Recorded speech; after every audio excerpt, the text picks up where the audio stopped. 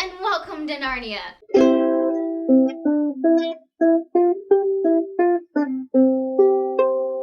Well, not actually Narnia, but just off campus. So today we finally moved into Uncle's American house, or as we like to call it, the Macready house. As Uncle lives in England, he can't exactly stay around and watch the house. So he made this agreement with this woman, Mrs. Macready, who's actually kind of scary. So we try to avoid her. It's a really nice setup because we're just off campus, so we don't have to board all summer. And Uncle told us to make ourselves comfortable, which we basically are. And Miss Macready's pretty nice too, as long as we don't touch the special artifacts. But anyway, today's about my dramatic morning. So it's just me today, Edna's out shooting hoops, and Susan's also out. So instead of sitting around this big house, I decided to go exploring the campus, alone. I've always had this wanderlust, and a brand new, uncharted campus was totally irresistible. And Narnia? Totally amazing. They have these beautiful trees and little gazebos, and their buildings. So impressive. But I didn't just check out the scenery, I also met someone. I was at this adorable little coffee shop called The Lamppost, and some guy came up and sat next to me. Hey, I don't mean to be nosy or anything, but am I right that you're one of the new summer programmees? My name's Lucy? Pevensey?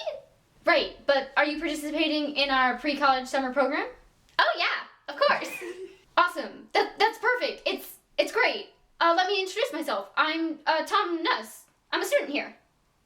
Anyway, we talked some more, and he ended up interviewing me for the school paper or something. It was a whole bunch of boring interview-like questions, so I won't really roleplay it. And he told me about Narnia and how it's not like it used to be.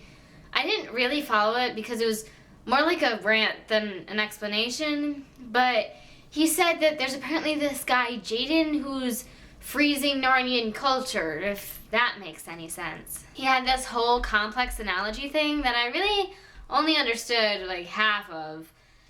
Basically, when Jaden came, he changed the entire atmosphere of the campus, and now Narnia's not as nice of a place as it used to be. I think. I don't know. I'll have to ask Tom to re-explain it to me sometime. But anyway, Tom was really lovely, and we walked all over campus together, and he even whipped out his ukulele and sang me a song. But then at the end of our conversation, he seemed really on edge, especially when I mentioned going home. And honestly, it was a little weird, and he seemed kind of guilty, so I just asked him straight out.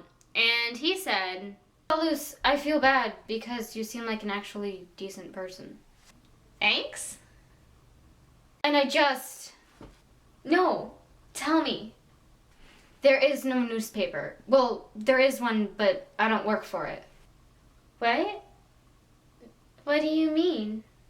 You know Jaden, the guy I told you about? Well, I kind of work for him.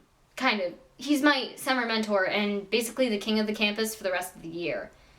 And he wanted me to collect information about the new summer programmees and tell it to him.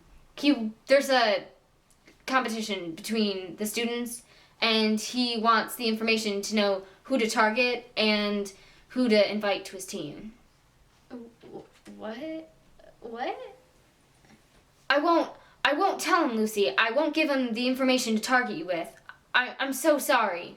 So that was dramatic. I'm not mad at Tom. I mean, I forgave him for spying on me. He really is a nice guy. Just kind of bizarre. And a little confusing. But still nice. But now I'm confused. Who's Jaden? What is this competition? Does he actually work for the newspaper? 'Cause I just kind of got confused. What was Thomas gonna tell him about me? Is it weird that I'm excited to go back? I know this summer is gonna be crazy cool, and I can't wait for it to get started.